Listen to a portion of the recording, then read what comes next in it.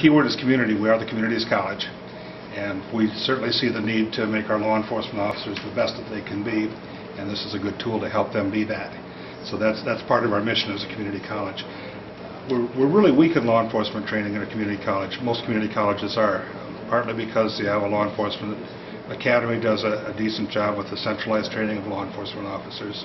So not many community colleges are doing much with law enforcement training, and we wanted to be more help with local training. That's kind of our game plan with the fire training center on the west side, where we do a lot of fire and some law enforcement and EMS training, is to keep it in the backyard. We don't have to put somebody in a car or on a plane to go off and get good training.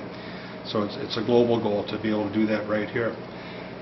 So we want to grow our presence in law enforcement training in the college, in partnership with other educational institutions, and certainly in partnership with our local and regional law enforcement, and help them get to be really skilled at the most important skill in law enforcement, that being not dying while you go to work, coming home at the end of the shift, and doing it safely and correctly, and hopefully without controversy.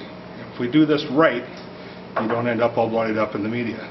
A lot of it has to do with judgmental calls and that, and with the different scenarios that we're able to put up onto the screen and that, it's going to really make the officers think on, what kind of movements they're going to do, if they're going to shoot or not shoot. So it's really going to be a great tool for our law enforcement officers. And it sounds like quite a few years in the making to get this system finally here and ready to go. And I know as your tenure as sheriff is ending, how it feels to put the bow on this, so to speak, before you are done with your term here, being able to see it in action. Well, it's been 5.5 years in the working, and to see it actually here, it's a great feeling, and I'm glad that it's going to be a great tool for our law enforcement officers in our communities. That they're not paying attention to what's going on. If someone starts shooting them, we're going to shock them. Just kind of, hey, get back in here, start looking around, paying attention. And we want to keep reinforcing that. Don't get tunnel vision. Don't put the blinders on. And this helps with it. That's what it does. It's not a punishment. It's basically just to show there are consequences for bad tactics or bad decisions.